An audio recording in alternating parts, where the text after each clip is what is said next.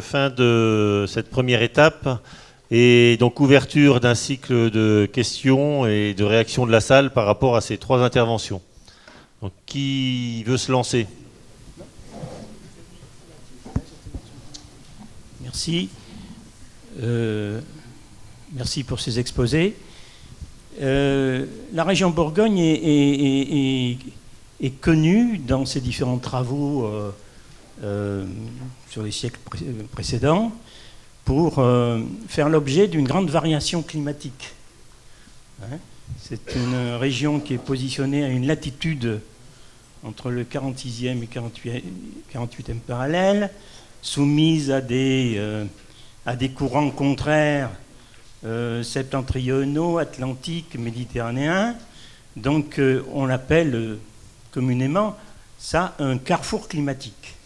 Ce carrefour climatique est, quand on regarde la littérature, puisque vous avez parlé de la littérature scientifique tout à l'heure, très en arrière, est vraiment une bête noire, on peut dire, pour le viticulteur comme, d'une manière générale, pour l'exploitant agricole. Entre la crainte des gelées tardives et puis les orages de grêle. Donc là, il y a deux menaces qui sont constantes dans l'histoire et qui sont l'objet d'une précarisation des récoltes, on peut dire. Donc c'est une particularité, j'insiste, c'est vraiment une particularité bourguignonne. Donc et donc c'est ma question, est-ce que ce que vous évoquez sur le sensible réchauffement climatique est de nature à lisser ces problèmes-là, ou bien c'est bien, version contraire, est-ce qu'on doit faire face aux deux problèmes à la fois? Merci de la question. Alors, je dirais qu'en fait, on ne va pas dans les bons sens à ce niveau-là. Et les problèmes, on a deux problèmes. Concrètement, et c'est quelque chose que je voudrais vous faire remarquer à la fin, c'est que l'on est en train de vivre une grosse variabilité climatique que l'on n'avait pas vécu jusqu'à maintenant. C'est vrai qu'il y a un carrefour climatique probablement dans la région de Bourgogne, mais nous, ce que nous avons remarqué, c'est plutôt que l'on a un changement de climat presque annuel. De la météo, elle est très très très instable. En gros, on va regarder dans les 15 dernières années, 2003 canicule, 2006 canicule, 2011, 2007, 2015 hiver trop chaud, printemps très sec en 2011. Donc en fait, ce que l'on est en train de voir, c'est qu'on a des événements ou des périodes extrêmes qui arrivent chaque année, mais ce n'est pas toujours les mêmes. Donc pour revenir à ce que vous dites par rapport au gel et par rapport à la grêle, par exemple, c'est des événements que l'on ne peut pas écarter et qui pourraient être accentués à l'avenir, dans certains cas. Les gros soucis que l'on a, c'est que par contre, ces événements, et donc les modèles concrètement, ce qu'ils montrent tous dans leur imperfection, c'est qu'on va vers plus de variabilité, donc on va vers plus d'instabilité. Donc là, ça fait réfléchir sur la mise en place des systèmes résilients, c'est-à-dire qu'ils arrivent à faire face à des changements, une année plutôt pluvieux, une année très très sec, une année très très chaud, une année pluvieux chaud, et jamais 2 ans pareil, c'est tout en changeant. Le principal problème que l'on a à côté de ça, c'est que les modèles nous disent ça, mais ils ont du mal à nous transmettre des informations fiables sur des événements extrêmes ponctuels. C'est-à-dire qu'un coup de grêle, ils n'arrivent pas à simuler ça. Un coup de gel, ils vont pouvoir le faire, mais ça restera toujours très très incertain. Et ça, en fait, pour avoir discuté avec les collègues de Météo France, ils nous mettent en garde, notamment quand, on va dire qu'en gros, les climatologues, quand ils regardent leurs données, ils vont regarder au niveau des tendances et des grandes moyennes, et notamment saisonnières, pour essayer de valider leur modèle. Alors que nous, on fait partie de la communauté des impacts, c'est-à-dire que nous, on s'intéresse à une échelle de temps que c'est la journée. Parfois, dans les cas de maladie, les heures. Donc là, par contre, leurs modèles, ils sont vraiment pas mis en défaut, sinon qu'on est loin de pouvoir être certain de leur certitude et leur capacité à bien reproduire des événements extrêmes qui se mettent en place en 4 heures. Et les coups de grêle que l'on a vécu ces dernières années, voilà, du jour au lendemain, ça arrive, ça laisse, et ça part, et on ne sait pas comment il est arrivé et comment il est parti. Et c'est un peu les gros soucis que l'on a, c'est que ce type d'événements, on ne peut pas les reproduire systématiquement pour se dire à l'avenir on aura plus ou moins de risques. Ce que l'on sait, c'est l'autre aspect, c'est on va avoir plus de variabilité. Donc alors de réfléchir à mettre en place des systèmes, il faut vraiment que l'on réfléchisse à des systèmes qui soient suffisamment résilients, qui aient une capacité de recevoir ces à-coups et qui puissent pouvoir se remettre en peu de temps. Ça paraît un peu... Je sais que ce n'est pas évident, mais c'est quand même une des grandes contraintes qu'on a au niveau agricole.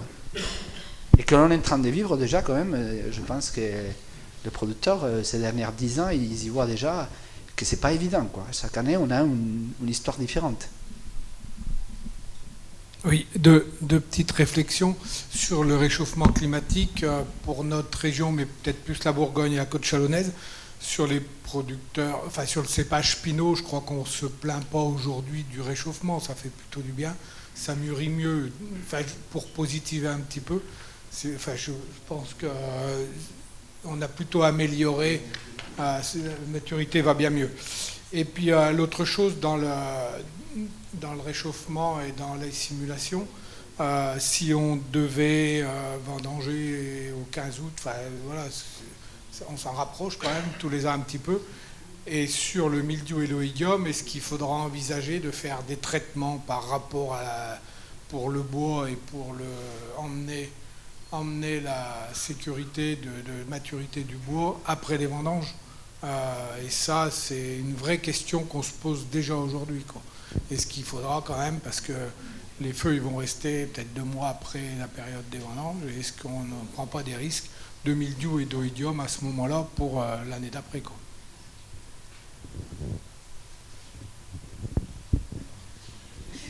On se pose la même question.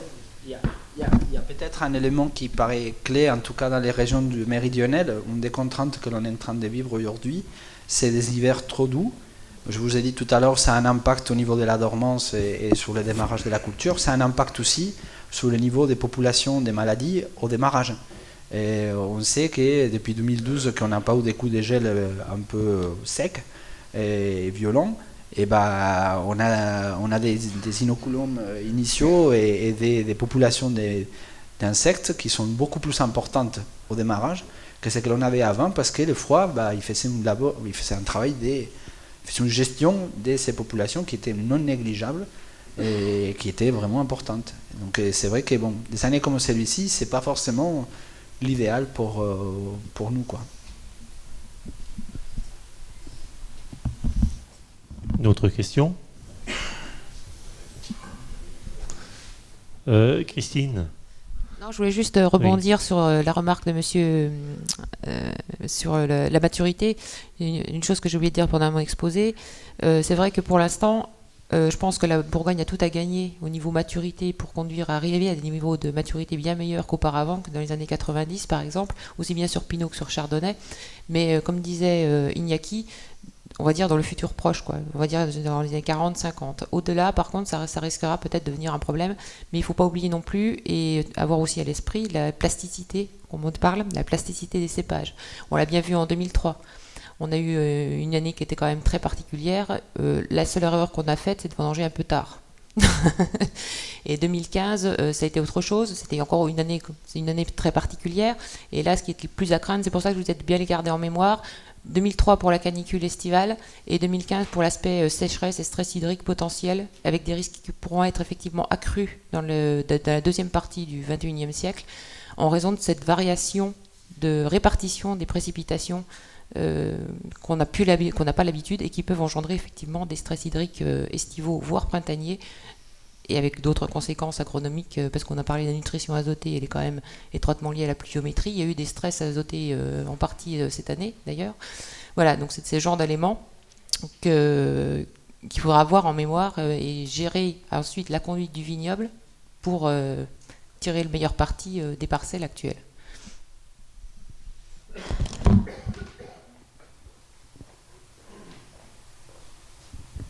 Oui, bonjour. Je voulais rebondir un petit peu sur cela, c'est-à-dire ce que vous avez présenté est effectivement très très intéressant, et ce qu'on constate, c'est qu'on est depuis 2000 ou fin 90 sur des successions d'événements qui sont chaque fois très particuliers. C'est-à-dire que 2015 ne ressemble pas à 2013, 2013 est totalement différente de 2011, etc.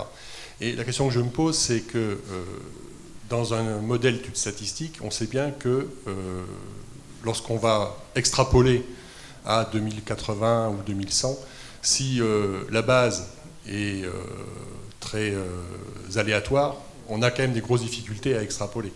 Donc, moi, ce que je me dis, c'est qu'aujourd'hui, ce qui est important, c'est l'observation. Et effectivement, peut-être que dans les 10-20 prochaines années, on aura des éléments qui vont nous permettre de confirmer ces modèles, ou peut-être de les infirmer. Et c'est peut-être effectivement le pas de temps qui nous manque encore un petit peu aujourd'hui. Enfin, je ne sais pas quel est votre avis là, sur la question. Parce qu'on voit quand même ce grand décalage entre avant 87 à peu près, et puis après 87, on voit bien qu'il y a quelque chose qui s'est passé. Hein. On voit bien qu'il y a un décrochage, qu'il y a quelque chose. Après, est-ce quelque chose qui va être durable ou pas? Comment est-ce qu'on peut l'évaluer aujourd'hui? Alors, peut-être justement la question elle est sur quel type de modèle on utilise.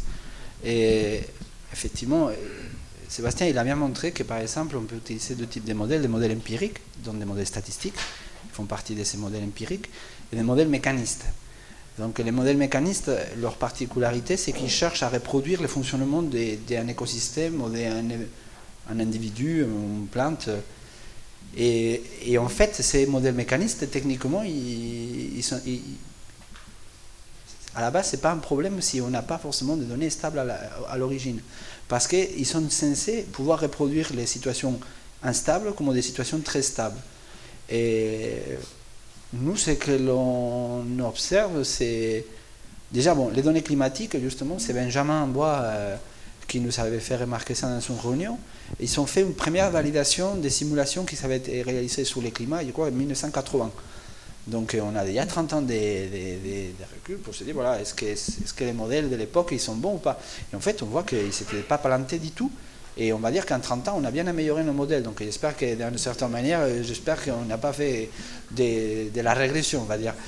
Et alors, donc on voit déjà que les tendances et les évolutions que l'on imagine sont là. Et après, justement, ces modèles, vous avez mis les doigts sur quelque chose qui est important pour nous. Peut-être dans la recherche, on s'est retrouvé, et on a vécu trois phases. On a vécu une période expérimentale très forte dans les années 60, 70, 80, dans laquelle il fallait comprendre le vivant. On a commencé à construire des modèles, je parle de manière générique, dans les années 80-90. On a dit, on a des modèles, c'est trop bien. Et il est arrivé la question du changement climatique et on a utilisé des modèles, c'est super. Et là, on s'est dit, bon, mais est-ce que ces modèles, ils sont bons? Bon, ben là, maintenant, il y a toute la communauté qui travaille sur la modélisation, il est en train de revoir ces modèles, pour beaucoup, et on se rend compte que l'on manque parfois des connaissances sur des processus. Parce qu'à l'époque, c'était pas important, parce qu'on n'était pas s'intéresser. Donc aujourd'hui, une des choses qui devient fondamentale, et je suis super content de voir, par exemple, l'expérience de ces producteurs qui proposent des données, c'est la donnée. La donnée, ça devient fondamental. Mais pas la donnée pour faire du data mining ou du big data ou je sais pas quoi. Nous, on a besoin de la donnée pour pouvoir confronter nos connaissances, nos modèles, nos outils, et pour qu'ils gagnent en robustesse.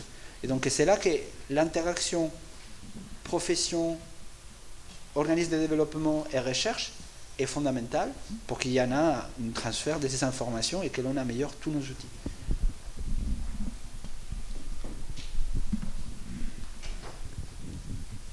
Merci pour vos présentations. En fait, je reviens sur la partie stress hydrique. Parce qu'en fait, en 2015, c'est vrai qu'on l'a subi pleinement. Et nous, en fait, ça s'est impacté directement sur le rendement, donc la rentabilité de l'entreprise. Je voulais savoir s'il y avait eu des études faites sur l'impact du stress hydrique sur le pinot noir et le chardonnay. Et si on va vers ce type d'année, il y a un impact sur l'entretien du sol, sur la partie date de vendange et vinification. Donc je voulais voir un peu s'il y avait eu des études de fait sur ce point-là. Alors, des études en Bourgogne, pas spécialement, on va dire, mais par contre, des études sur le stress hydrique et la maturité, on va dire, phénolique des cépages rouges, ça a été largement étudié à Bordeaux, notamment. Donc, on sait qu'un stress hydrique modéré est bénéfique, hein, d'accord, mais un stress hydrique prononcé est négatif. Ça, c'est clair. Aussi bien sur la production que sur d'autres choses. Après, quant à la conduite quand on parle de la conduite du vignoble, c'est vrai que ça va être la gestion des sols, la gestion de l'enherbement, la pratique du rognage aussi, hein, puisque ça peut, là, cette année, garder de l'ombre, c'était plutôt une bonne idée de garder un maximum de feuillage pour protéger en fait les grappes du soleil. Et voilà. Et quand on parle adaptation, c'est à ce genre de raisonnement auquel on fait allusion. C'est-à-dire pas rentrer dans une logique de systématique en disant j'ai toujours fait comme ça, donc je fais toujours comme ça, parce que ça ne fonctionnera plus. Et il faut vraiment étudier, regarder un peu le climat et se souvenir des années très particulières justement, et en tirer des leçons de façon à pouvoir adapter après ces pratiques au fur et à mesure. Mais sur la gestion du stress hydrique, je crois que le stress hydrique, faut pas se leurrer, on est en zone septentrionale. En plus, un des problèmes majeurs dans le cadre du changement climatique, à mon sens, c'est la gestion de la ressource en eau, déjà dans un premier temps pour l'être humain. Donc je ne suis pas persuadée qu'on puisse mettre en place de l'irrigation en Bourgogne, hein, et que ce soit la meilleure des solutions d'ailleurs. Donc il va falloir trouver autre chose, je pense, pour gérer ces problèmes, effectivement. Et comme parlait aussi Iñaki dans son diaporama, ça peut passer aussi sur le plus long terme par la recherche de porte-greffes plus adaptés à la sécheresse, enfin bon, ce genre de choses. C'est des points qu'on évoquera dans la deuxième partie. Hein. D'autres questions? Juste un complément, oui. Il y avait 2 travaux qui avaient été faits sur l'impact du changement climatique en utilisant un modèle qui faisait du stress hydrique. Il y avait un modèle, la Bourgogne, elle apparaissait tout le temps comme pas de perte de production, plutôt elle allait en tirer du bénéfice, quoi. Mais après, ça reste des cas très ponctuels, donc il ne faut pas non plus extrapoler à tous les vignobles. Mais la tendance était plutôt augmentation du rendement, même dans certains cas, potentiellement. C'est-à-dire qu'il peut y avoir quand même certaines situations qui se retrouvent fragilisées quand même, parce que ce que tu disais ce matin, la capacité à retenir, enfin à stocker de l'eau est faible, du sol, etc. Quoi. Bon, ça peut arriver.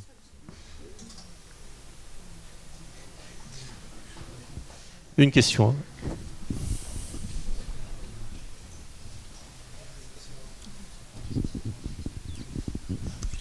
Oui, bonjour.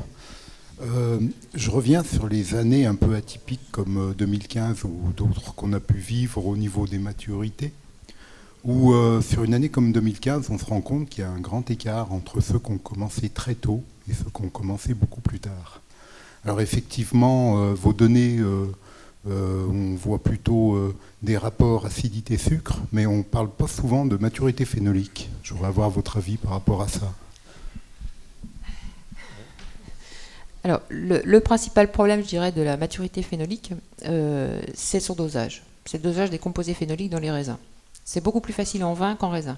D'accord ? Donc, et puis parler de maturité phénolique, bon, c'est pas toujours un terme adapté. Mais bon, bref. Je sais pas, 2015, quand même, je trouve qu'au niveau composé phénolique, on a été quand même plutôt bien servi sur les cépages rouges. Donc, de même qu'on avait quoi? On avait 2009 comme millésime qui était très, très oui, mais riche. Comment vous pouvez expliquer, je prends le cas de la Côte de Nuit, où on peut avoir des écarts entre les premiers qu'on vendangé et ceux qu'on va attaquer plus tard, pratiquement de plus de 10 jours. En termes de récolte? En termes de récolte, il y en a qui ont attaqué à peu près entre une semaine et 10 jours, entre ceux qui ont attaqué et ceux qui ont attaqué une semaine ou 10 jours après. Parce que je pense qu'on est sur des années où il est difficile de prendre la décision par rapport à ce genre de maturité. Oui, je suis d'accord avec vous, parce qu'en plus, il y a toujours un léger décalage entre la maturité, qu'on dit technologique, donc le rapport sucre-acide, et la maturité phénolique. Donc, mais bon, 2015, c'est quand même un cas très particulier, parce que l'aspect, c'est une année où il y a eu un ensoleillement énorme, donc ça, c'est plutôt un facteur favorable pour la synthèse notamment des anthocyanes. Mais il y a eu cet aspect stress hydrique, enfin voilà, manque d'eau. Donc les deux combinés, c'est pas évident, comme vous dites, de prendre une décision. Après, moi ce que j'aurais tendance à dire en termes de date de récolte, ce qu'il faut voir dans un premier temps, à mon sens, les critères à regarder en premier, c'est la maturité technologique, le rapport sucre-acidité. Parce que cette année, il y a des endroits, je suis désolée, mais ils ont vendangé beaucoup trop tard. Sortir des gamets à 15,5, je crois que c'était pas forcément nécessaire, quoi. Hein, ou des chardonnays à presque 14,5, 15. C'est des vins, voilà, quand on parlait de l'acceptation par le consommateur, je suis pas sûre que ça passe bien, quoi, cette année. Ça, c'est quelque chose qu'on sait mesurer et qu'on peut gérer, puisque quand on voit qu'on a atteint un rapport qui nous paraît bien, on peut vendanger. Après, quand les conditions le permettent, comme 2015 où on n'avait pas trop de pluie, etc., on peut se permettre de regarder la maturité effectivement phénolique sur les rouges. Ou la maturité aromatique sur les blancs. Hein. Pensez à la dégustation des baies aussi. C'est un impact, c'est un élément. L'aspect aromatique, c'est quelque chose qu'on ne peut pas mesurer physiquement, mais par contre, le fait de déguster régulièrement les baies, vous voyez des évolutions, mais des fois, vous avez. Moi, c'est notamment sur Chardonnay, quand vous les dégustez 2 fois par semaine, des fois, il ne se passe rien, puis d'un seul coup, clac, il y a un basculement, et au niveau aromatique, ça, vous ne pouvez pas faire autrement que de déguster pour vous en rendre compte. Et c'est valable aussi sur les rouges, parce que quand vous dégustez les baies, que vous dégustez les pellicules, etc., vous le voyez. Il y a des années, quand vous allez recracher les pellicules, bon, c'est pas très joli à faire, mais vous avez les doigts qui sont tout de suite très tachés. Et puis il y a des fois, quand vous allez mâcher les pellicules, vous allez les prendre pour les jeter, vos doigts ils restent nickel. Donc ça vous donne une idée aussi de l'extractibilité, ça vous donne une idée de l'épaisseur des peaux aussi, des pellicules. Enfin, vous avez plein de renseignements à avoir comme ça, qui sont assez simples finalement à faire, plutôt qu'une analyse qui est compliquée, qui est avec une incertitude qui est quand même assez élevée. Quand on vous dit on est à près de presque 1 gramme par litre, 1 gramme par kilo de baies d'anthocyane, ça ne vous parle pas énormément. Après, ce qu'on vous dit, ce que j'essaie de vous dire dans les bulletins qu'on écrit, c'est de dire, ben voilà, on se rapproche d'un niveau, d'un potentiel de composés phénoliques de tel millésime. 2015, c'était par exemple, on était assez proche de 2009 si ma mémoire est bonne. Donc voilà, donc un millésime potentiellement riche en composés phénoliques avec voilà. Mais ça, c'est des éléments qui sont quand même assez, qui sont quand même assez, pas accessoires, parce que quand on fait des rouges, je suis d'accord avec vous, il faut quand même qu'il y ait de la couleur. Mais la maturité technologique, les composés phénoliques, et puis après, le troisième critère dont je vous ai parlé au début, l'état sanitaire. Hein, parce qu'il y a des années où vous n'aurez pas le choix. Des années, quand la pourriture arrive et elle commence à galoper, vous n'allez pas regarder les composés phénoliques. Hein. Vous allez vous dépêcher de ramasser avant de ne plus en avoir du tout. Voilà, bon, 2015, effectivement. Alors, pourquoi 10 jours d'écart? Après, je dirais c'est peut-être des choix, tout simplement, de propriétaires. Hein, vous êtes ou non conseillé par un œnologue ou les choses comme ça. Donc après, c'est vrai que 2015, on avait visé tellement beau qu'on s'est dit on va aller au plus loin de ce qu'on peut avoir, quoi. Par contre, entre ce qu'on vendangé au début et à la fin, en termes de composés phénoliques, dans les vins, je ne sais pas s'il doit y avoir une petite différence quand même. S'il y en a une ou pas. Ça, par contre, je ne peux pas vous dire. Moi, je m'arrête au raisin. Je suis désolée. Mais Jean-Luc aura peut-être des éléments là-dessus. On aura peut-être des éléments là-dessus tout à l'heure. Au niveau œnologique. Parce qu'on peut dire aussi, enfin, sur le secteur, la Côte de Nuit, je ne sais pas, mais simplement, il y avait il y avait beaucoup de monde qui n'était pas prêt, tout simplement, pour démarrer, de façon, même s'il y avait de l'information. Hein. Tout simplement. Mais d'où ce que disait un peu Iñaki, l'adaptation, c'est ça aussi. C'est se tenir prêt. C'est essayer c'est peut-être un peu pifométrique, mais de sentir un petit peu les années et de se dire qu'on soit peut-être un petit peu, qu'on soit prêt un peu plus tôt, quoi. Il y a Iñaki qui piaffe. Non, c'est pas ça. Il y a une donnée qu'il y avait eu la chance d'avoir, c'est la date de premier contrôle de maturité. Et en fait, moi je sais, dans ma zone, en fait, les gens, ils partaient en vacances la première quinzaine d'août. Parce que de toute façon, jusqu'après les 15 août, il ne fallait pas y aller sur les terrains, quoi. Là, il a fallu changer les vacances, en fait. Hein, parce qu'au mois d'août, finalement, tout se met en place. Donc ça, c'est quelque chose que l'on voit en 30 ans, on voit qu'il y a une avancée. Ouais. Il est clair qu'en 2015, ici, début août, il y avait l'information. Hein. Je voulais poser une petite question à Sébastien, quand même, pour le mettre un peu à contribution. D'après les premiers éléments que tu as pu montrer, il n'y a pas de bénéfice à attendre, globalement, même si c'est encore assez partiel, il n'y a pas de bénéfice à attendre du changement climatique par rapport à la pression au idium et mildiou. il n'y a pas de catastrophe non plus. Oui, c'est ça. Voilà, là c'est vraiment les premiers résultats sur seulement les simulations au niveau de la zone de Dijon. Ce qu'on voudrait faire, c'est étendre tout ça sur toutes les régions viticoles, parce que maintenant on a les données et on peut étendre ces simulations. Mais pour l'instant, sur ces premiers résultats, ça serait juste un maintien. Et après, les modèles climatiques travaillent sur des grandes périodes. Donc c'est vrai qu'on aura des...